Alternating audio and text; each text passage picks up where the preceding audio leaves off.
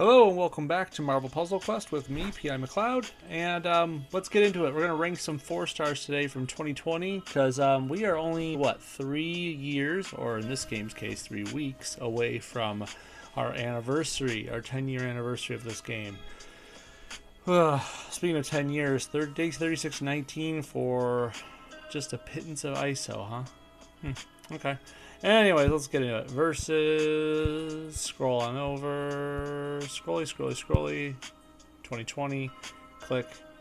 I don't care who that is. Doesn't matter. We're looking for 4 stars. We're looking for alphabetical order. So we're going to go through all the 4 stars of 2020 in alphabetical order. And I'm just going to go through them, rank them low, medium, high tier, give you a little overview of what they're about, what they're like, and tell you, well, where they rank. Some of them are going to be kind of wishy-washy, like maybe a high mid-tier, a low mid-tier, but you get the point, right? And like I said, alphabetical order. So Polaris and Negasonic, you got to wait your turn, okay? First up, we got Anti-Venom. I'd never heard of him before I played this game. I mean, I've read a few comics, I've played some games, I've been around the block a couple times. Didn't know about Anti-Venom. It's kind of cool. Well, he's a little more underwhelming than I wanted him to be. Definitely a low tier character, but let me wrap it up for you in a nice bow. If you need a web user to do healing abilities and you're looking for someone active, not passive, then he's your guy. That's basically the idea of Spider-Gwen doing her passive healing, but instead, Anti-Venom does it all actively. But as a bonus, he hurts people, or I should say the enemies, when he does healing. It's really bizarre, and unfortunately, what it means for you, the player, means you're not actually going to do any damage unless your friends are already hurt. It's kind of weird. So this is the biggest reason why he's low tier, is because you're not going to win, well, really win much until the enemy is actually hurting you some. There's other tricks, but let's get into them real quick. First off, you got aggressive antibodies, 9 black, heal your team for burst of health, create some yellow webs, cool. Whenever you heal an ally, he deals damage to the target equal to 100% of the amount healed. This passive is the entire reason why he works. Well, when he works. Any of his healing going out is going to do this for you. So if you're able to take damage, cool. I mean, I guess that's a good reason to use those people that hurt yourselves, like Thanos, you know. Just food for thought.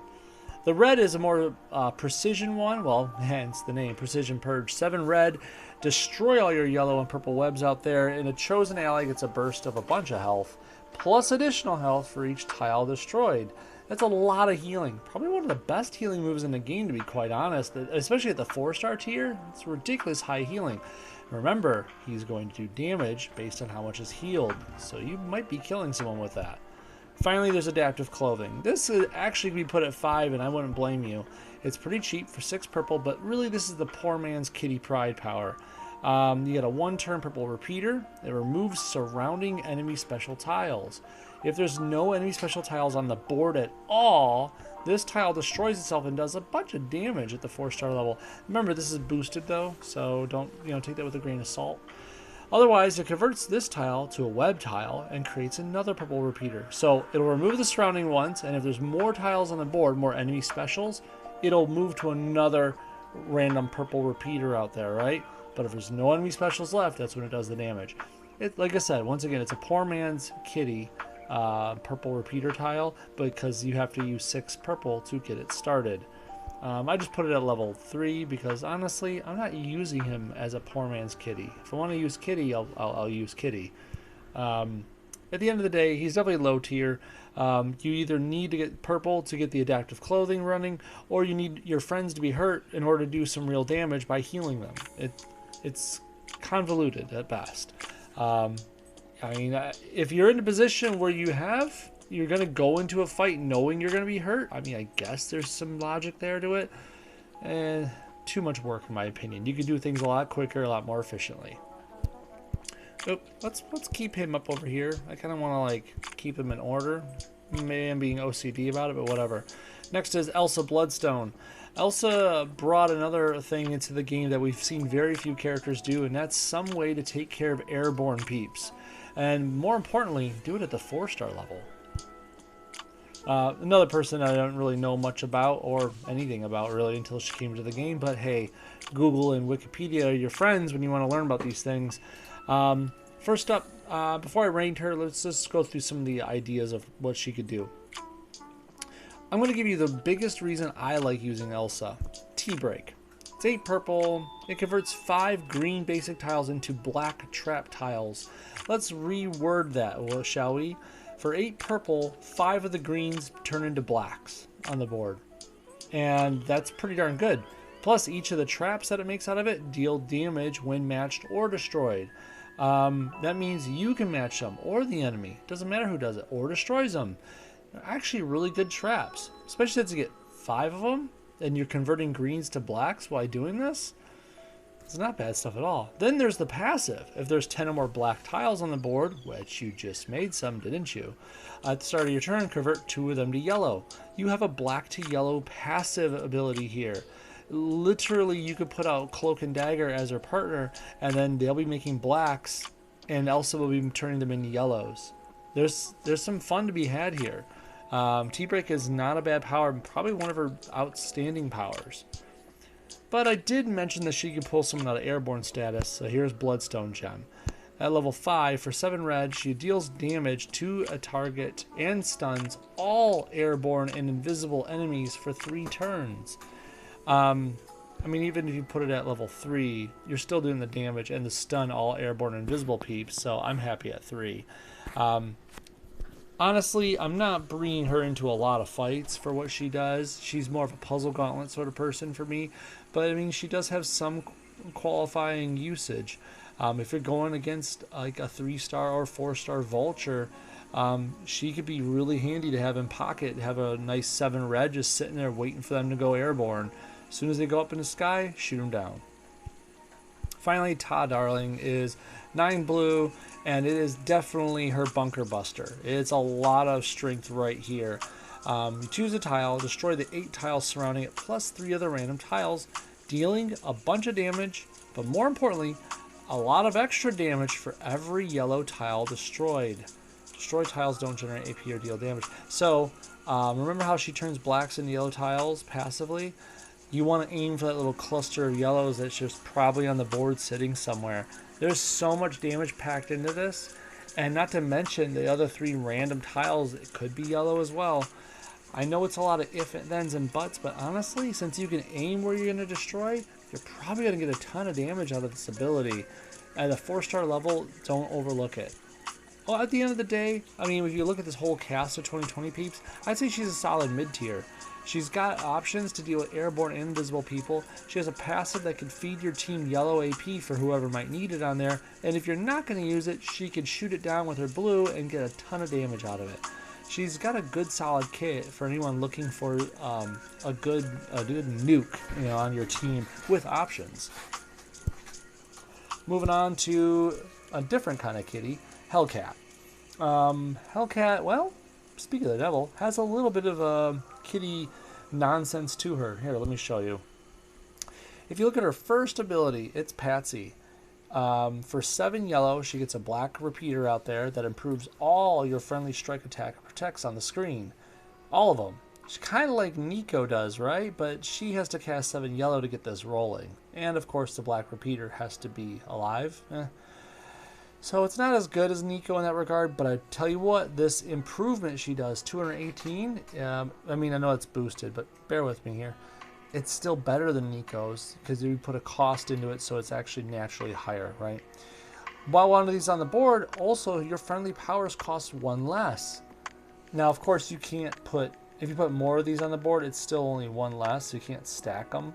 But hey, 1 less is, well, 1 less, right? A lot of things can become more possible when everything costs a little bit less. Let's see. I'm going to go to purple next because honestly the purple plays into the red in a nice order.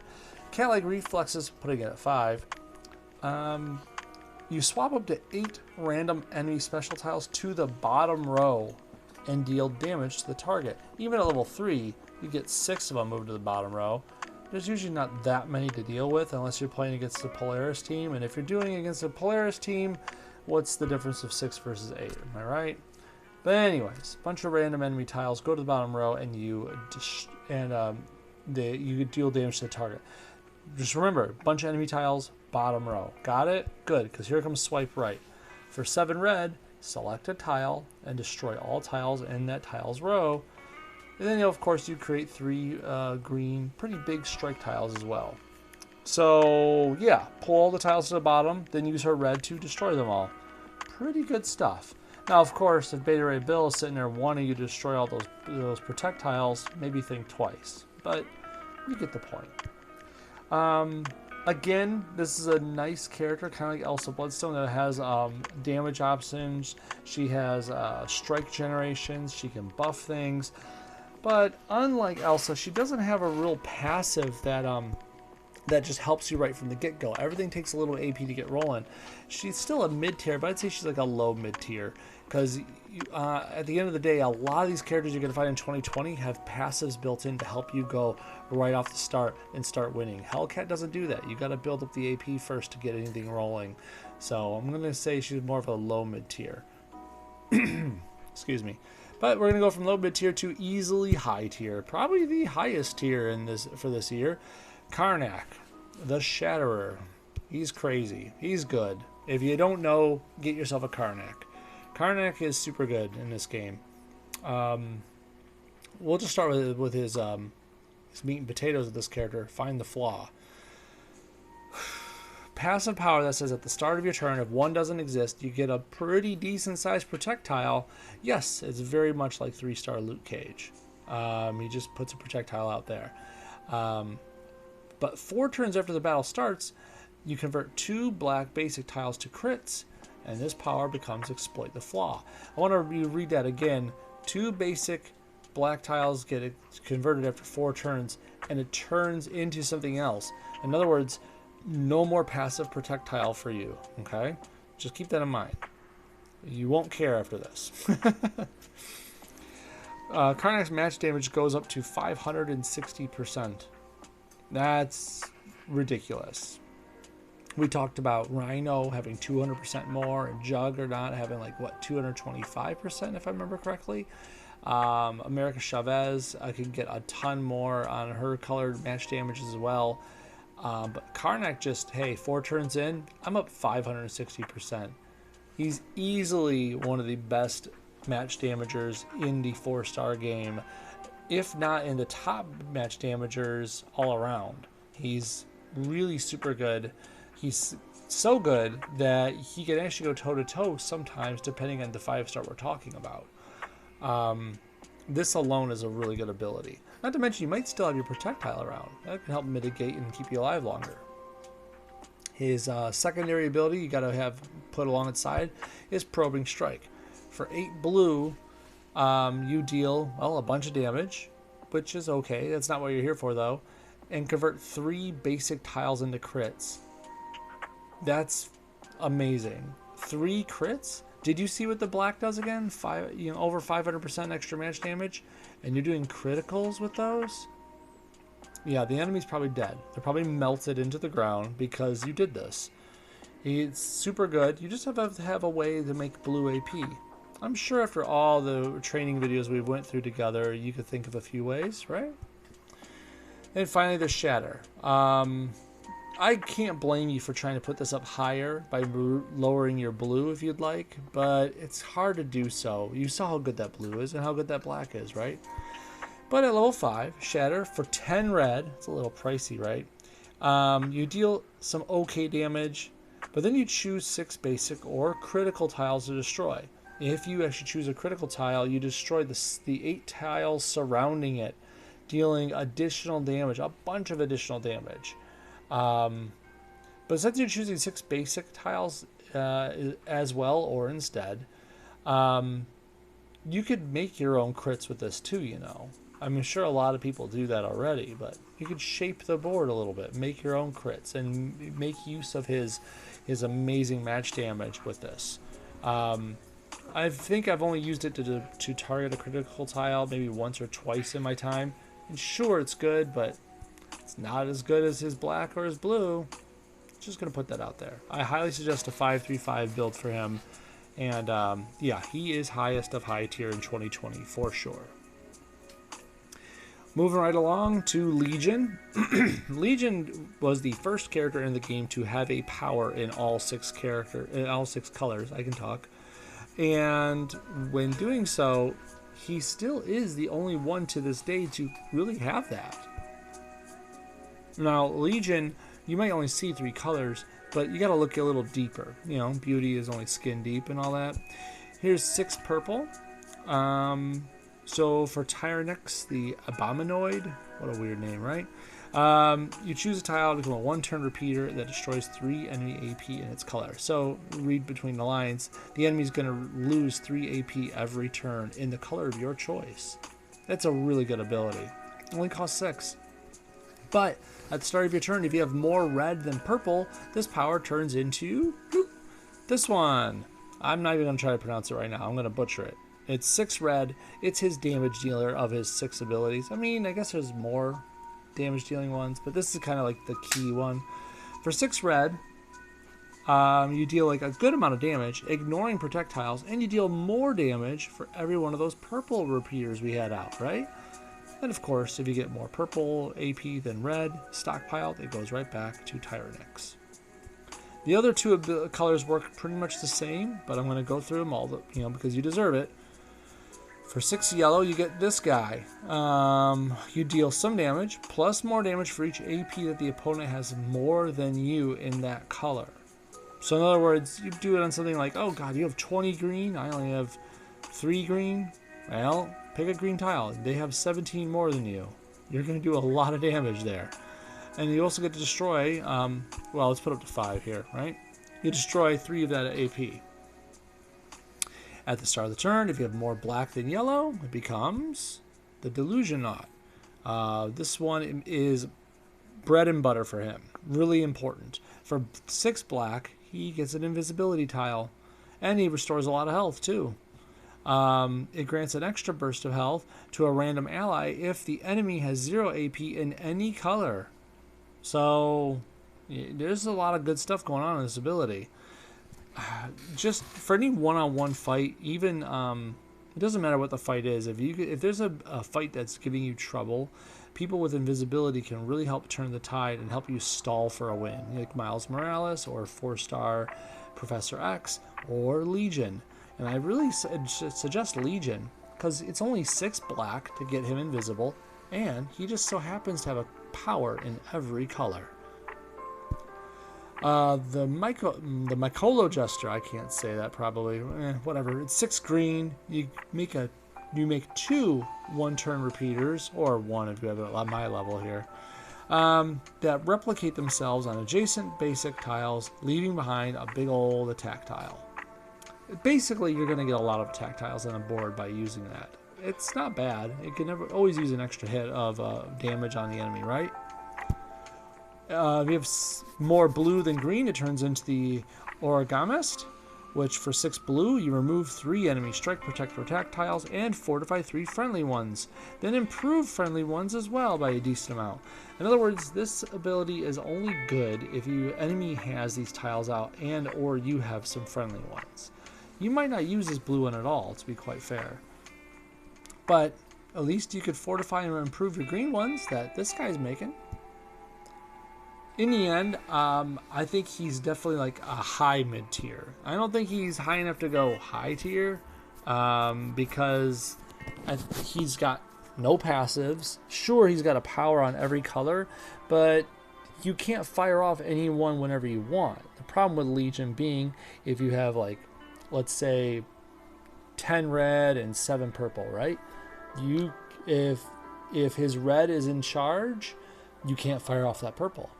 Even if you fire the red right now, and you drop it down to 4 AP, now your purple's on top, you have to wait till next turn.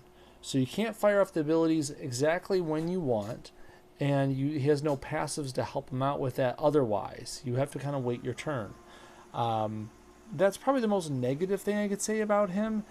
It's not like he has a very solid kit. It's more like he has just like a nice Swiss Army knife toolbox of options at his disposal. Complete with damage, tile abilities, healing, invisibility. He's a nice catch-all if you have a spot for that on your team. He's easily a high mid-tier character. Moving on from that, we got Maria Hill. Whew. If Legion was a Swiss Army knife of options, Maria Hill is just a battering ram. Maria Hill just jumps into the fray and doesn't care about who's in her way. It's like she likes to pretend she's Juggernaut or something, and she doesn't have all that. Here's what Maria Hill offers you. A lot of damage options. Is it Life Model Ambush? Let me go here. Okay, we'll start here. That's a good one. For 8 purple, she puts 4 purple trap tiles out that deal damage when matched by either team. In other words, no destructions allowed. You'll just destroy the tile. But if you match them, that's a lot of damage. And that's for each one. It's actually pretty good. And when you think about how trap tiles work, it just sucks that they can only be done by matching. The next one, let's go with Best of Intentions. This is kind of defines her character here. For 6 black, you get 5 big old strike tiles. I mean, and they're big. These are really good, like, Rocket Raccoon strike tiles, okay? Along with a 4-turn countdown tile, and when that tile expires, Maria herself takes damage equal to 90% of her base health. Yes, she can kill herself with this ability very easily, but you put out so many good strikes that a lot of people will do it anyways, because the idea is that you're going to win before that countdown tile goes off. However, let's say you're not going to win before that tile goes off. You can always, well, get out alive. For 7 blue, she deals some damage to the enemy team. Don't forget you have those strike tiles out there, right? Buffing this ability. And then she turns invisible for 4 turns. Did you know since she's invisible, this countdown tile can't target her? It's crazy how that works, but it's true. That's the entire reason that this exists. If you fire off this black ability here, this blue will keep her invisible long enough to stay alive. It's kind of crazy how that works.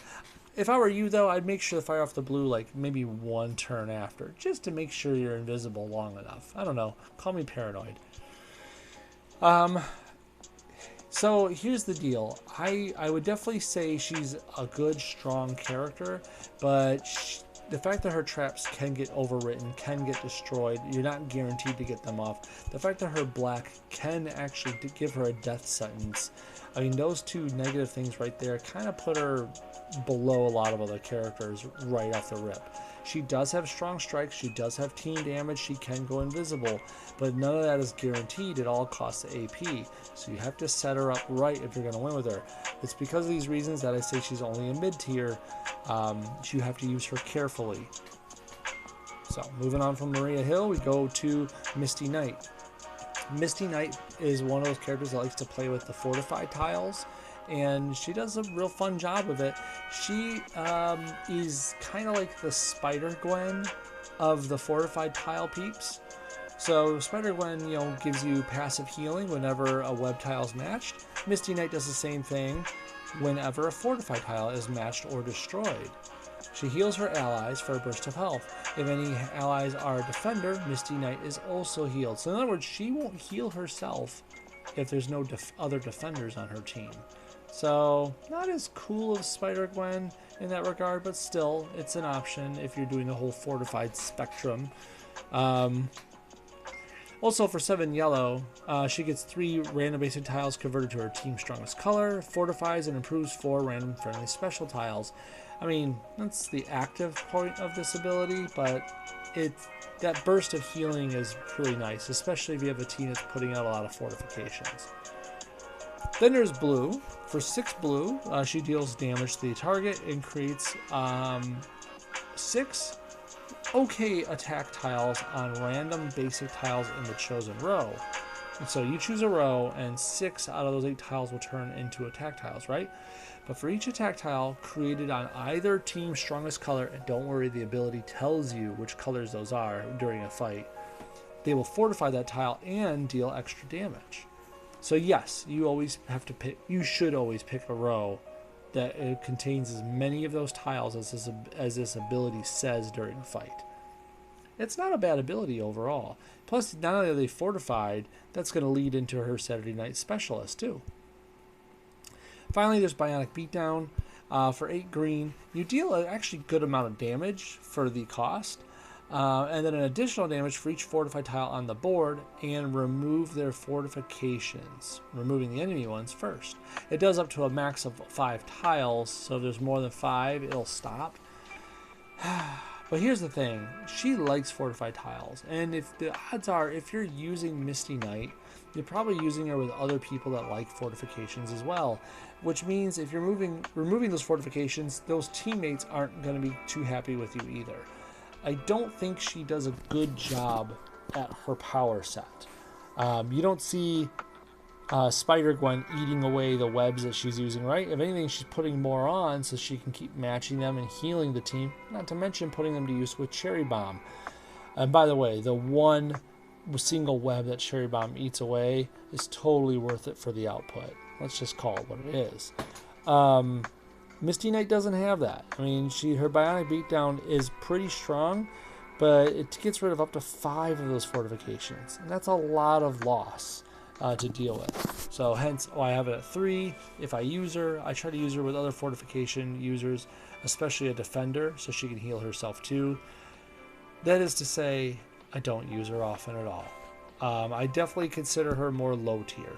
She's definitely a more low tier character because she's not bringing much without fortifications to the game. She needs those APs to create that fortification, and you're probably wanting to put in those APs into use on other characters, aren't you?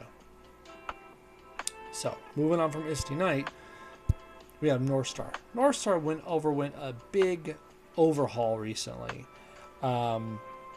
Originally, I would have said he's low tier. His original power set was kind of weird, kind of wonky. It dealt with like second strongest colors and other. It had some weird words in there, and it didn't really amount to too much. You could do some fun things with it, but it took too much planning and it was convoluted, right? Well, here's Northstar today. Northstar, well, let's go with his blue. His blue's not bad. For 8 blue, put up to 5 just so you can see. You destroy a chosen row, dealing damage and generating 2 AP for each yellow, black, and blue tile destroyed. Those destroyed tiles deal double damage, but don't generate other AP. There's a lot of fun things in there. You get raw damage, plus more AP for each of those colors destroyed. Those destroyed tiles deal double damage too. That's a lot of fun right there for 8 blue. It's not a bad ability. But I like these other 2 a little more. First off, you got Starbright for a nice small cost of 6 yellow. 5 basic tiles are converted to the target's strongest color, so the enemy's strongest color, into black, blue, or yellow, which are his colors, don't forget, and creates a 3-turn countdown tile targeting a selected ally. While on the board, this tile grants that 1 turn of invisibility and a burst of health to that ally at the start of your turn. So every time his turn comes up, that ally is going to be re-invisibled and healed a little bit more. Plus, not to mention, those 5 basic tiles that get turned into your better colors. So can't really argue with anything that happens in here. It's all support type stuff, but it's a good package of support in one low cost ability. And finally, there's Up North for 6 black. Northstar and the target go airborne for a turn. So he's gone, but so are you. Up to 6 basic tiles in the enemy's second strongest color get moved to the top of the board and dealing damage per tile moved. When the enemy lands, you move up to 6 basic tiles in the enemy's second strongest color to the bottom of the board, dealing damage for each tile moved. If you're doing the math at home, that's a lot of damage for 6 black. Like, see those damage numbers you see there? Take half of it, because remember this is boosted, and still multiply it by 6 on the way up and 6 on the way down. There's a lot of good damage there. Not to mention the enemy's out of the game for 1 turn. I mean, so are you, but you're doing your damage, so what do you care? He's not a bad character at all. I know everything costs AP on him, and I have my reservations about that. He doesn't have any passives, but I definitely say he's more of a high mid tier nowadays because his numbers are really good. He's got really strong abilities for cheap costs, and they're very effective on multiple levels. You're doing invisibility and healing and color conversion. You're doing airborne / removal of the enemy for a turn, plus damage and tile moving. And then, of course, you're doing a chosen row destruction and more damage and AP generation. Every one of his abilities is multifaceted and pretty strong at what they do for being just a 4-star character. I'd say he's definitely a high mid tier. I wouldn't say he's high tier because he's not going to win the game for you without extra work or thought on your behalf, like Karnak will. But he's definitely deserves to be rethought about if you haven't visited North Star in a while. After North Star, we got the Red Guardian. Red Guardian comes on into the game, right when that Black Widow movie, well, I should say before the Black Widow movie came out. Red Guardian, you would think is kind of like a Captain America sort of thing with the way he looks, but he's not. Doesn't work like him at all. Just shares the same colors, that's all. But I'll tell you one of the best things about him is his Iron Will. It's a nice passive that says when an ally fires a power, he creates 3 big old yellow projectiles. Remember Magic? Magic did the same sort of thing, right? Not quite. Magic made projectiles when an ally fired a power, but she made them on any color, not just yellow, and she protected, or I should say fortified or strengthened projectiles, I should say, as well. This guy just makes more yellow ones, and if you run out of yellow basic tiles, he won't make any more. So it's not quite as good in that regard. Then there's Close Quarters. It's probably one of the best things about him. For 8 blue, you get 3 big ol' attack tiles, and it stuns himself and the target for 1 turn. That sounds kind of sucky, right? You're stunning yourself for a turn, but honestly, you're taking a dude out of the game for a turn, you're getting 3 big ol' attack tiles, and if there are 5 or more friendly projectiles on the board, which there could be, you stun the target for 2 more turns. It's basically supposed to be like a collar and elbow lockup. You're kind of like locked up with them for a moment, but Red Guardian has got the upper hand. That said, it's a good ability, but still you're taking yourself out for a turn. That's never the positive, right? That ability has a little bit lacking for that purpose. Then finally there's Man of Action. You got 8 red, deal some damage, plus more damage if there's at least 1 enemy projectile on the board. It does ignore enemy projectile though. I find this ability to be really weird because there's not a single thing in his kit that says it makes an enemy projectile. In other words, part of his red skill is never going to fire off if there's no enemy projectile out there, and there's nothing you can do about that, at least not Red Guardian. It's for all these reasons that I've mentioned. I think each one of these 3 things have had something negative to say, or I've compared it to someone else and they have a better version. But at the end of the day, he's definitely a low tier version of what you could do, especially for this year, for 2020, when there's so many other good characters out there. Sorry, Red Guardian, you don't quite make the cut. And there's Scorpion. Scorpion is pretty awesome, especially Scorpion is pretty awesome and has a couple of key abilities that I don't want you to overlook. So let's start off with if you're going to go against goons or PvE play, Adrenaline Surge is pretty nice. It's the first time during each turn the enemy team fires a power, you get 2 purple AP for free, and you make a big old strike tile. Not bad, right? It's only going to work once per turn, but still, that's free AP, and not to mention the strike tile. What's everybody mad about there? I'm going to go to the green because the purple's going to take a little longer to explain. Green is acid spray, which is kind of weird. I mean, it does. You increase the strength of 7 strike tiles by a good amount, and reduce the strength of 7 enemy projectiles by a good amount, and then you deal damage to the enemy team. I mean, it's not bad. For 7 green, it does a lot of stuff. But well, let me just show you what the purple does, and you can see why I'm torn. The thing here is he's making free purple AP, right? He's not making green. Well, I'm going to get this purple AP for free. Let me use it, right? So for 10 purple, you deal 3 hits of a good amount of damage for each hit. And if that power downs the target, you gain 9 purple AP. In other words, you're only 1 purple away from firing it again. And of course, you can fire it again. Why not, right? If you have at least 1 more purple left over, that extra 9 is going to give you, well, 10. Fire it again. Guess what happens if you kill another person? You're getting 9 more purple AP. Yes, you could repeatedly sting and claw your people to death, especially when mixing them with Okoye, or Apocalypse, or Kitty Strike combos. There's a lot of things you could do here. Sting and Claw is peanut butter and jelly when it comes to mixing him with Okoye. People have done that plenty of times. You just need to make sure you get that purple up to 10, and then have fun. And don't forget, he's generating purple for you when the enemy's fire powers. Great against goons. Even better in wave battles where you have like 5 or 6 dudes in a wave. Whew. Anyways, I definitely say he's like a high mid-tier sort of level. I don't think he's quite high tier himself. He's got a lot of good potential, but to say he's high tier would mean like,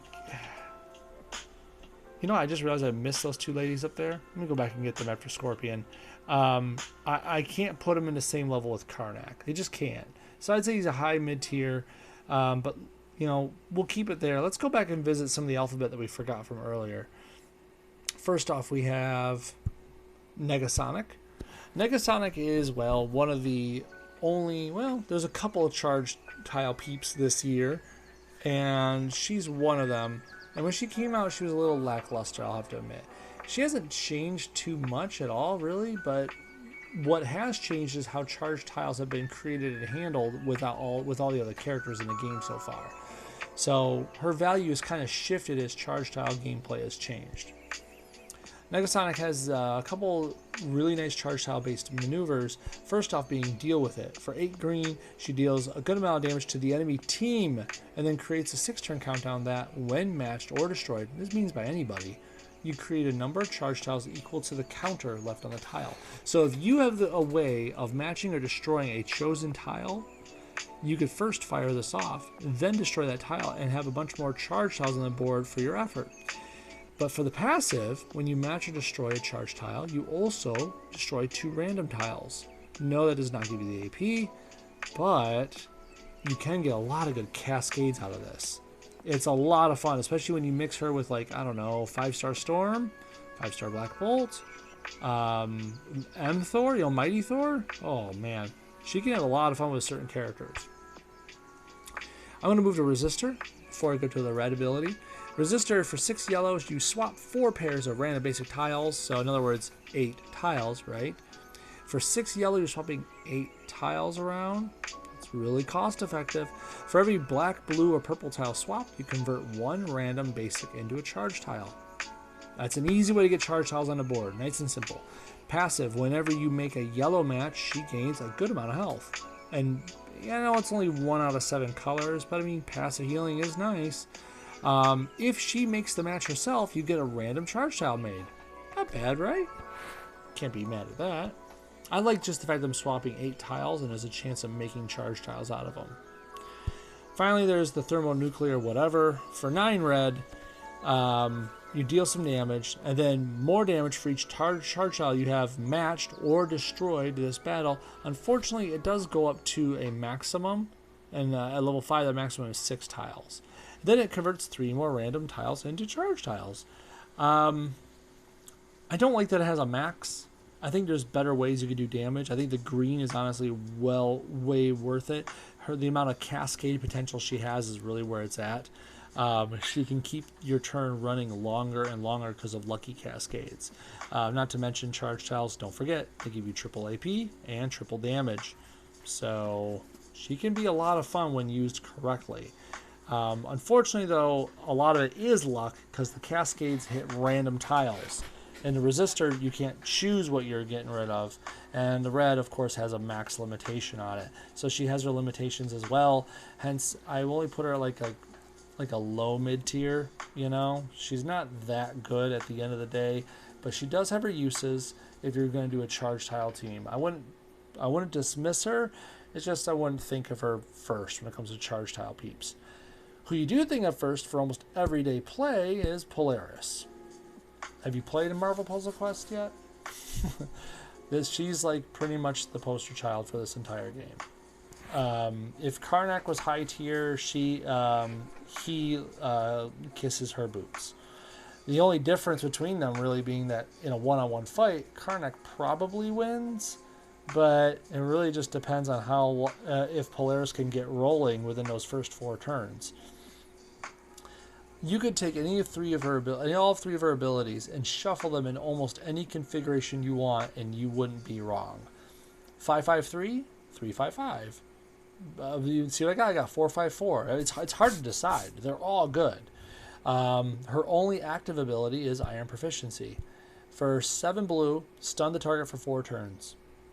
You can't argue with that right there. But no, the ability is not done. Create 4 friendly big old strike tiles and 4 enemy tinier strike tiles. That's pretty good. 8 new strike tiles are out there on the board, and an enemy is stunned for 4 turns, all for 7 blue. That's amazingly efficient. Whew. Now you get to see what she gets to do with those strike tiles. Electromagnetic Resonance says when your team, not just her, matches or destroys a strike, attack, or protect tile, you deal a bunch of damage and create 3 friendly special tiles of that tile's type, each with strength 378. This is a huge reason, and probably the biggest reason, why she is teamed with Rocket so often, or Beta Ray Bill. They start with protects or attack, or strike tiles on the board, and if you match or destroy one of them, you're making 3 more. Now, of course, they don't come out at the same strength that Rocket or Beta Ray put them at, but hey, you're getting 3 more on the board, and she's doing damage anytime you match or destroy these things, right? That's just passive damage. There's nothing active here. And then on top of it, Particle Accelerator says, at the start of your turn, she deals damage for every special tile on the board. Yes, that counts repeaters, that counts countdowns, counts pretty much everything out there. If none exist, she will then create a big old strike tile. In other words, you can't get away from it. Even if there's 0 special tiles on the board, she's going to make a strike tile, and then she's going to start her BS up next turn. She is relentless. Her only downfall, small health pool. It doesn't look like it here when you look at this, because remember, they are boosted. Remember, I have her at 335. She's not max champed yet for me, but I'm not necessarily gunning for her either. She's super good as she is. She's going to win fights often. She definitely turns the tide often. She is abused often in countless times in modes. Here, just for example's sake, if I go into my saved teams, she's part of that Winfinite team. She's part of that team with Kitty. I have her with this team with Rocket and Juggernaut.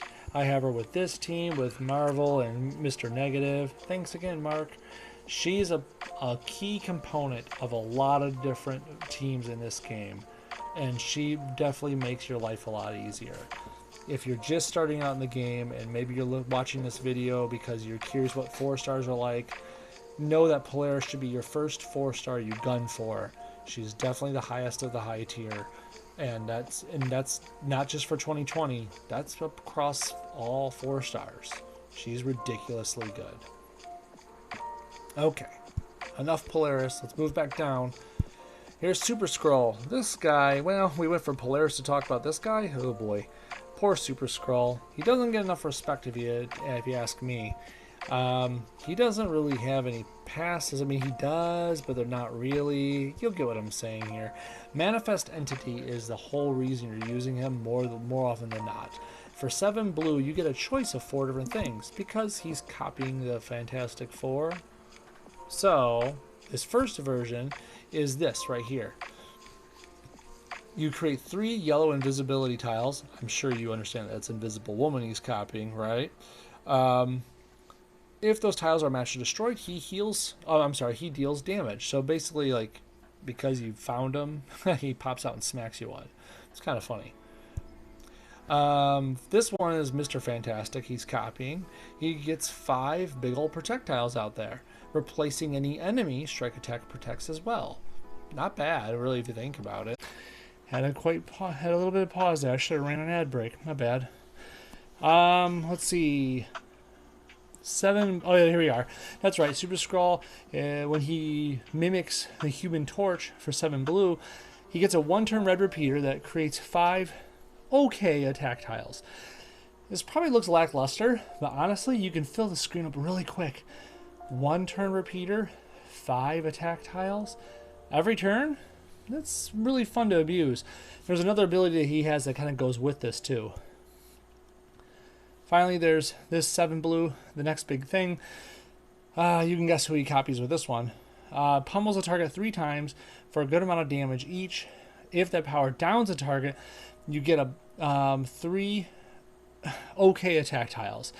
If you want attack tiles, just do the hotness one, right?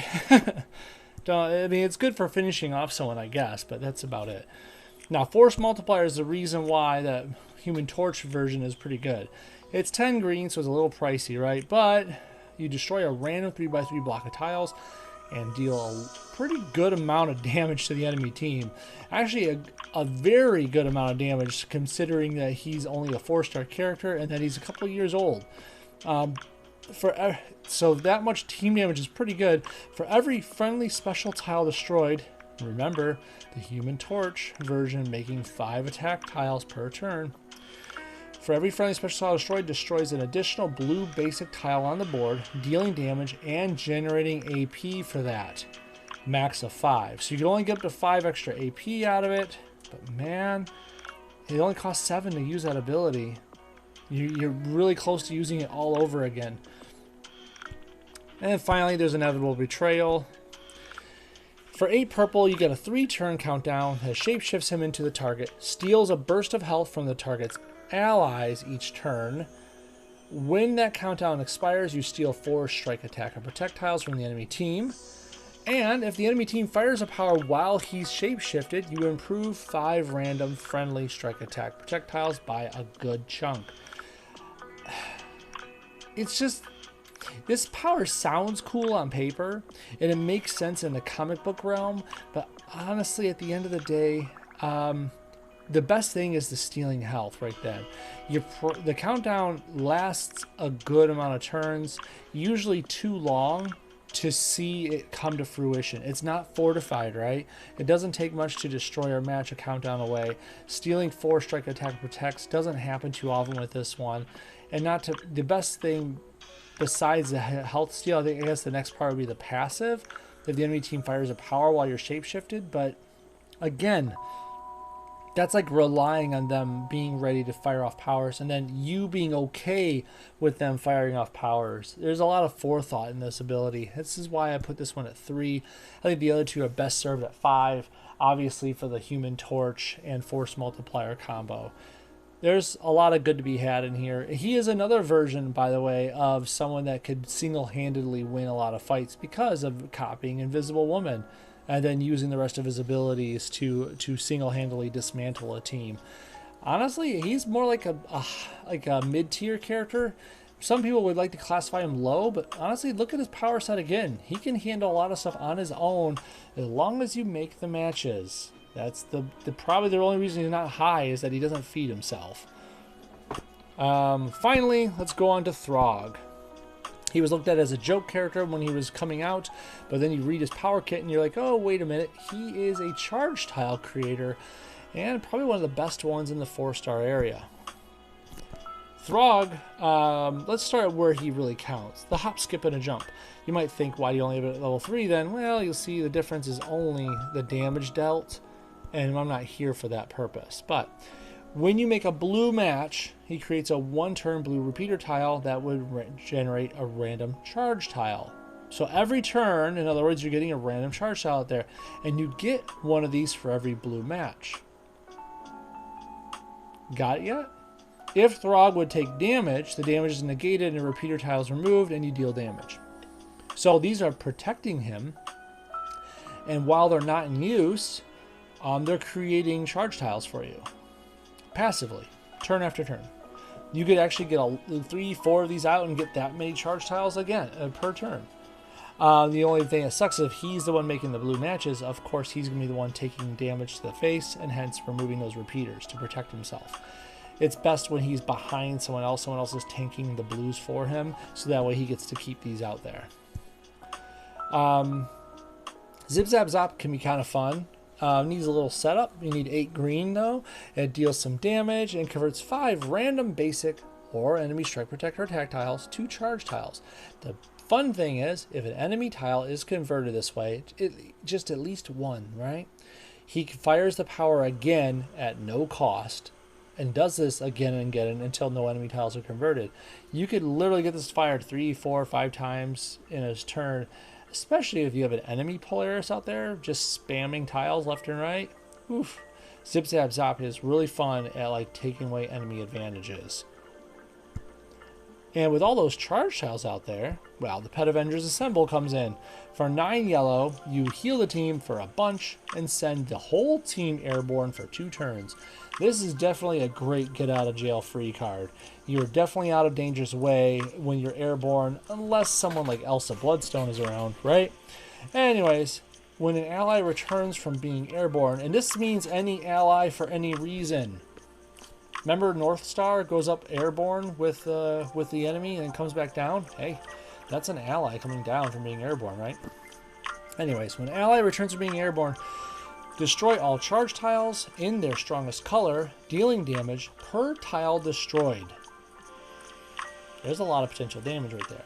This power costs 1 AP less for each color of charge tile on the board to a minimum of 3. In other words, it costs 9 yellow, but if you have maybe just red, blue, and yellow charge tiles out there, this is only going to cost 6 then.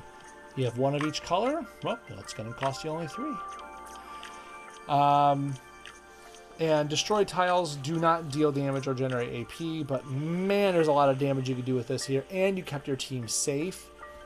Pet Avengers Assemble isn't thought of enough, and honestly, I have video examples on this channel where Pet Avengers Assemble has saved the team during like Welcome to Shield events and other like things, where the ability to go airborne, basically dodging enemy powers, and then coming back down and doing damage to continue the onslaught, it's really good.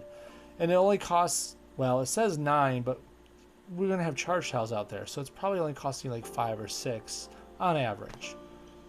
It's a great ability, not to be overlooked. He's got a good package altogether. I'd say he's a good mid-tier character. He can get stifled if there's no blue matches out there. If those charges aren't out there for him, he's not going to do much. So you need to have blue matches available. This can be done with other characters helping him. It's just, you kind of, that's the only thing holding him back. He would be better if he didn't rely on blue matches and or charge tiles being out there. And that's it. That's the 4 stars of 2020. We have quite a few good ones this time around. Obviously, Polaris and Karnak are the king and queen of 2020, but you have other good ones too. And like I said, don't overlook Elsa Bloodstone or Legion or even North Star. There's plenty of good options in here. You just got to play around with what you got, and don't do everything like the meta says all the time. Explore a bit, have a little fun. There's a lot of interesting characters in this game. You might not want to use like Anti-Venom every fight, but hey, you could always mix it up with someone like Scorpion or Super Skrull. Anyways, that's it for me. Thank you very much for watching. I'll see you guys real soon next time, probably tomorrow when we do Welcome to Shield days 3 and 4 for Penny Parker. Good night, everybody.